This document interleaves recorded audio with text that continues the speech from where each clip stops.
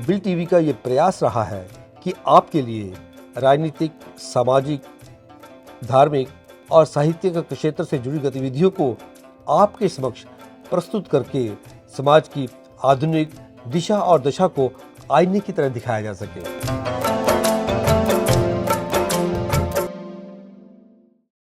आज हम साहित्य क्षेत्र के एक नवोदित कवि से बात करने जा रहे हैं। वो कवि जिसकी कलम में देश के लिए प्रेम है, समाज के लिए जिसे चिंता है, मजलूमों के लिए जिसके सीने में दर्द है और नफरत के लिए जो आक्रोशित है। ऐसा कवि जो देश के अतीत, वर्तमान और भविष्य को लेकर उसकी कलम शब्दों में चिंता की लकीरें खींचती है। ये कवि है अविनाश। अविनाश जी, बिल टीवी के स्टूडियो में आपका स्वागत है। धन्यवाद राजेश, और बिल टीवी के दर्शकों को मेरा नमस्कार। और मैं धन्यवादी हूँ बिल टीवी का कि उन्होंने मुझे आज ये प्लेटफॉर्म दिया अपनी पुस्तक के प्रति अपनी भावनाएं प्रस्तुत करने का। अपनी वार्ता शुरू करें उससे पहले मैं एक बात ज़रूर करना चाहूँगा कि आपके काव्य संग्रह में एक आपकी कविता है बहुत ही बढ़िया कि सोच बदलो नाम नहीं जी, जो कि हमारे देश में शहरों के नाम बदलने को लेकर जो घटनाक्रम हुआ है उस पर आधारित है। मगर आयाम जो आपका काव्य संग्रह है ये अविनाश के नाम से है, पर आपका मूल नाम पुनीश है। आपने भी नाम बदल कर ही ये लिखी है, तो कैसे देखते हैं इसको आप? जी हाँ, ये मैंने अविनाश के नाम से ये पुस्तक छापी है क्योंकि जिस वक्त मैंने ये पुस्तक लिखी थी और जो मैं इसको प्रिंट करवाना चाहता था, तो मैं एक प्राइवेट कंपनी में कार्यरत था। तो वहाँ से मुझे इस तरह का कोई उनकी तरफ से गो हेड नहीं मिला। उस टाइम पे मैंने अपना नाम इसको एक स्यूडोनिम अविनाश के रूप में देकर मैंने इस कविता के संग्रह को छपवाया। अविनाश, आपके काव्य संग्रह आयाम को मैंने पढ़ा है। इसमें आयाम के नाम से कोई कविता तो है नहीं जी, और इसमें आयाम शब्द भी कहीं नहीं है।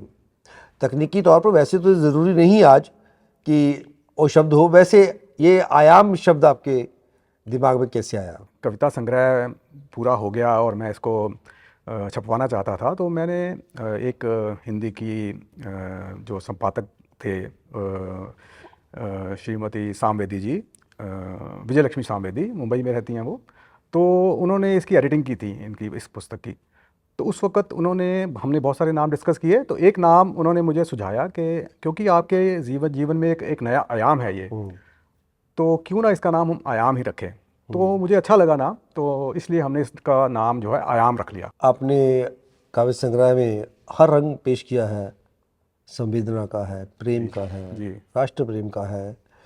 उसमें एक आपकी कविता है जिसमें शब्द आते हैं, माँ शब्द का अर्थ कैसे समझाऊं, इस निस्सीम प्रेम को शब्दों में कैसे बांध पाऊं। जी जी जी। तो माँ का आपके जीवन में कितना महत्व है और इस साहित्य सफ़र में माँ का आशीर्वाद कैसा रहा है आपके लिए? राजेश, माँ हम सबके जीवन में जन्म से हमारे साथ होती है, और जब तक आप स्टूडेंट एज में होते हो, जवान होते हो, फिर आगे पिता भी बन जाते हो, फिर भी माँ का स्नेह आपके प्रति कभी कम नहीं होता और उसकी देनदारी हम कभी भी दे नहीं सकते। तो इस प्रेम को हम शब्दों में वैसे भी बांध नहीं सकते। मैंने कोशिश की है बांधने की, लेकिन क्योंकि वो इतना रिश्ता ऐसा है दोनों के बीच में, माँ और बेटा या बेटी के बीच में, जो एक बहुत ही एक परिभाषा से परे है, वो उसको किसी भी शब्दों में आप बांध नहीं सकते हो। तो मैं कुछ ना कुछ लिखना चाहता था अपनी माँ के प्रति भी। क्षमा में जलकर ही परवाने को चैन आता है, अढ़ाई इश्किया कविता में आपने बहुत रुमानियत से अपने को पेश किया है। तो ये दोहरा चरित्र है या चित्र का एक अलग पहलू है? ये एक तो हमारा परिवार होता है जिसके साथ आपका एक प्यार होता है, जो एक नेचुरल सा है, फिनोमिना है। फिर जैसे ही आप जवानी में की दहलीज पे कदम रखते हो, तो आप एक नेचुरल है ऑपोजिट सेक्स के प्रति भी आप अट्रैक्ट होते हो। आपके जीवन में प्रेम आता है, आपके जीवन में वो एक इश्क वाला प्रेम आता है। तो हर व्यक्ति उस दौर से गुजरता है, जाहिर है कि मैं भी उस दौर से गुजरा हूँ। और उस दौर से जब आप गुजरते हो तो उन भावों को कभी ना कभी आप अभिव्यक्त करते हो। तो उन्हीं भावों को मैंने अपनी कविताओं में अभिव्यक्त किया है, जो कि एक पूरा सेक्शन है इसके ऊपर। तो उस सेक्शन में ये पूरे का पूरा मैंने अपने उस फेज़ को प्रस्तुत करने की कोशिश करी है। और मेरे ख्याल से जो यंग पाठक होंगे, जो उस दहलीज़ में होंगे या जवानी की दहलीज़ में होंगे या जवानी में होंगे, उन सबको ये कविताएं बहुत रोमांचित करेंगी। अविनाश, आपने कल, आज और कल कविता में चलो आज कुछ तूफ़ानी लिखते हैं ये लिखा है, और उसमें भारतवर्ष के प्राचीन समय से लेकर आज तक के राजनीतिक प्रवेश तक आपने बहुत ही बेहतरीन ढंग का उसको समावेश किया है। ये क्या विचार उसमें आते, क्या भावना थी कि जो लिखा ये सारा आपने सारे देश का चित्रण कर दिया आपने उसके? हाँ, ये एक कविता है जो मैंने ये सोचकर लिखी थी कि हमारा भूतकाल क्या था भारत का, वर्तमान क्या है और फ्यूचर में हमारी क्या एक्सपेक्टेशन है हमारे कंट्री में। तो ये देशभक्ति का जज्बा है जो हमारे सबके बीच में है और रहना भी चाहिए। और मैंने भारत के इतिहास को उस कविता में उकेरित करने की कोशिश की है, ताकि हमारे जो पाठक हैं वो समझें कि हमारे देश का जो इतिहास है वो कितना पुराना है, कितना अच्छा है, कितना उसमें गर्व करने वाली बातें हैं और कुछ दुखदाई बातें भी हैं जो हमें नहीं भूलनी चाहिए, और हमारा वर्तमान कैसा है और हम भविष्य में अपने देश को किस दिशा में हमें लेके जाना चाहिए या हमें कौन लेके जाएगा, ये एक चिंतन भी है उसमें। तो मैंने एक कविता में पिरोने की कोशिश करी है। उम्मीद है दर्शकों को पसंद आएगा। थोड़ा उसमें बताइए कि उसमें किन किन शख्सियतों का जिक्र है? उसमें आप देखिए, पन्ना धाई का जिक्र है, महाराणा प्रताप का है, भगत सिंह, राजगुरु सुखदेव का भी है। उसके अलावा पोरस का जिक्र है उसमें, महात्मा बुद्ध, गुरु नानक, महात्मा गांधी, नेहरू, इन सब का उसमें जिक्र है, इन सब हस्तियों का जिक्र है उसमें। और वेद व्यास के टाइम से ही उसको मैंने लिखना चालू किया कि वो सब आचार्य थे उस टाइम पे हमारे, और हमारे जो वेद हैं, पुराण हैं, गीता है, उन सब के ऊपर मैंने थोड़ा थोड़ा उसमें लिखा है। एक मैं कम शब्दों में कुछ पूछना चाहता हूँ जी कि आपने बापू तेरे देश में, जी उसमें दो विचारधाराओं को आपने चित्रित किया है। एक आप पक्ष लेते हैं, एक विपक्ष में जाती है। तो बापू तेरे देश में जिसमें गोडसे का जिक्र भी आ जाता है, तो दो विचारधाराओं में आपको विचारधारा आपकी सही लगती है, ये भी हो सकता है कि दूसरी विचारधारा भी कुछ महत्व रखती हो। तो क्या लगता है कि देश ऐसी विचारधाराओं से ही मिलकर चल सकता है? हमारा देश विभिन्न विचारधाराओं का एक संगम है। कोई भी विचारधारा कैसी भी हो, उसमें मेरे हिसाब से हिंसा का कोई स्थान नहीं है।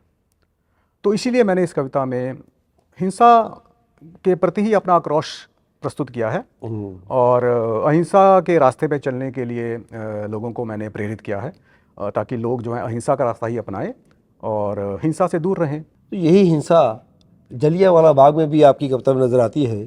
तो आपने उस दर्द को भी बयां किया है जो इस देश में त्रासदी हुई थी। तो उसको कैसे देखते हैं आप, जलियांवाला बाग की त्रासदी को?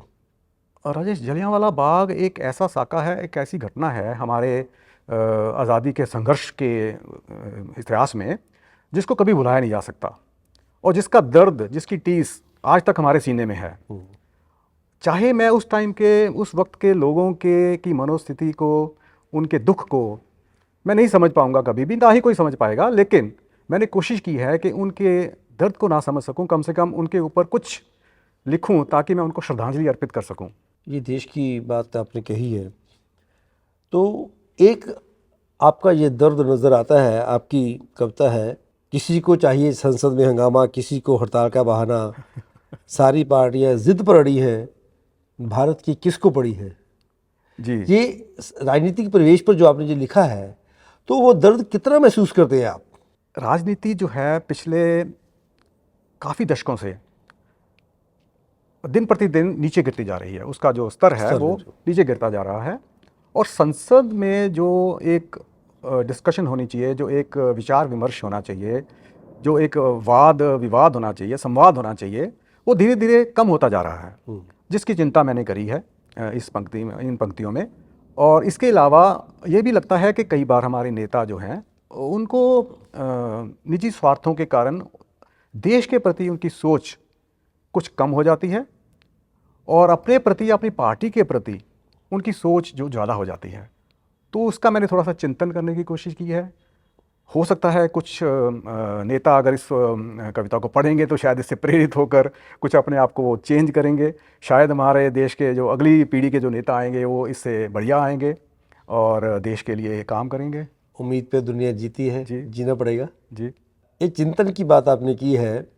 कवि अविनाश जहाँ चिंतित है समाज में ऐसी घटनाओं को लेकर, ऐसी बातों को लेकर, वहीं वहीं कवि अविनाश कहीं पर हादसे में भी सराबोर हो जाता है जब वो दिल्ली के ऑड इवन की बात करता है। एक वो कविता आपकी हास्य रस में डूबी हुई है, तो वो क्या, उसको थोड़ा दर्शकों को बताएं हमारे कि आपका ऑड इवन एक कविता में क्या है।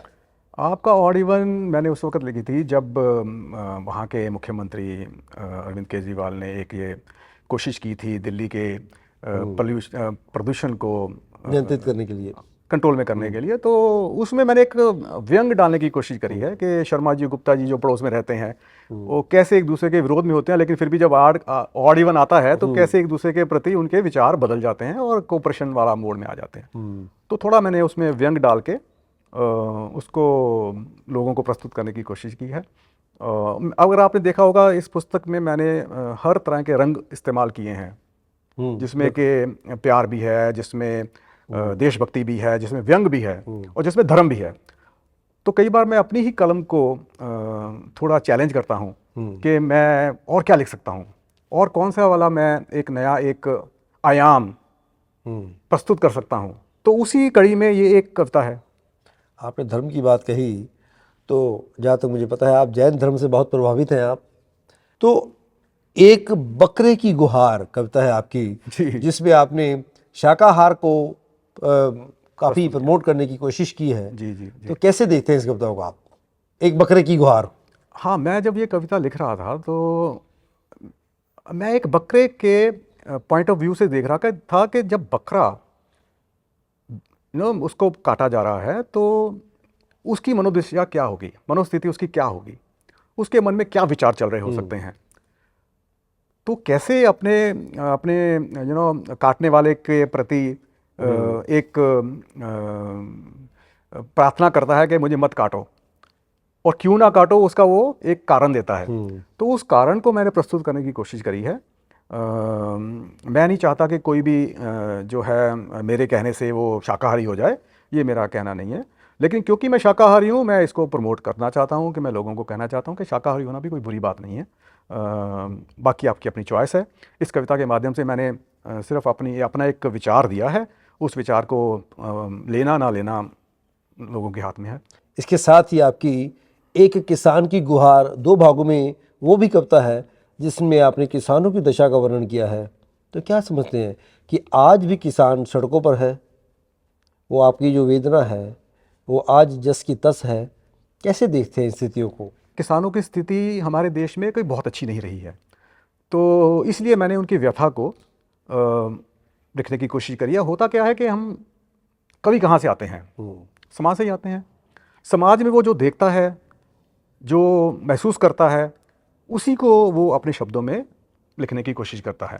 तो उसी की कड़ी में मैंने इसको किसानों की गुहार नाम की 2 कविताएं लिखी हैं, ताकि सरकार जो है उनकी सुध ले। ज़्यादातर मैंने देखा आपकी कविताओं में संवेदना का जो पुट है लगभग सभी कविताओं में रहता है, और ऐसी मार पे को लड़ना तय की दर्द न आया है। जब ये कविता आपने लिखी है तो देखते हैं कि कवि अविनाश की संवेदनाएं सरहदों से पार पाकिस्तान तक चली जाती हैं। वहाँ पर जो बच्चों का नरसंहार हो गया उसके लिए चिंतित हो जाती है। तो कवि की ये उड़ान कहाँ तक जाएगी आगे? कवि या कोई भी संवेदनशील व्यक्ति जो है धर्म, जात, ज्योग्राफी इन सब से नहीं बन सकता। अगर कहीं भी दुनिया में कोई ऐसा वाक़या होगा जिसका असर इंसानियत के ऊपर होगा, मानवता के ऊपर होगा, हमारी समाज के ऊपर होगा, तो लिखने वाला उसके ऊपर लिखेगा। तो चाहे वो हादसा हमारे एक पड़ोसी मुल्क में हुआ हो या हमारे मुल्क में हुआ हो, अगर वो गलत हुआ है तो गलत हुआ है, तो उसके लिए हमें सजग रहना चाहिए, उसके लिए हमें हमारी जो संवेदनाएं होनी चाहिए। तो इसी के कारण मैंने ये कविता लिखी थी। इंसानियत की बात है ये। इंसानियत की बात है ये। मुझे जन्म दे माँ, मैं जीना चाहती हूँ, बेटी के ऊपर ये कविता आपकी है, क्या संदेश देना चाहते हैं समाज को आप? बेटी जो है, जो माँ के पेट के अंदर है, अभी पैदा नहीं हुआ है वो बच्चा अभी जो है, उसका एक संवाद है अपनी माँ के साथ कि भाई मुझे जन्म दे। वो क्या कह रही है, मुझे क्यों जन्म दे। वो बड़ी होकर उसकी सखी बनेगी, उसका साथ देगी, उसका सहारा बनेगी, क्यों उसके नाम से वंश आगे नहीं चल सकता। तो ये सब जो मैंने एक जो हमारे समाज में एक ये परंपरा है कि भाई बेटे को ही ज़्यादा प्रमोट किया जाता है, बेटी को नहीं प्रमोट किया जाता, उसी को मैंने एक लोगों के सामने डालने की कोशिश करी है ताकि लोग इसको बेटा और बेटी में फ़र्क करना बंद कर दें।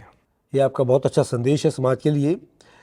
आपके काव्य संग्रह में कृष्ण स्तुति भी है। जी। कवि अविनाश क्या भगवत गीता से बहुत प्रेरित है? कहाँ पर देखता है उसको? कृष्ण जी हमारे हृदय के ज़्यादा करीब रहते हैं क्योंकि वो हमारी तरह चंचल हैं, है ना। और राम हमारे मर्यादा पुरुषोत्तम है, तो उनके प्रति लिखने का अभी सौभाग्य प्राप्त नहीं हुआ, लेकिन कृष्ण जी के बारे में मैंने लिखा।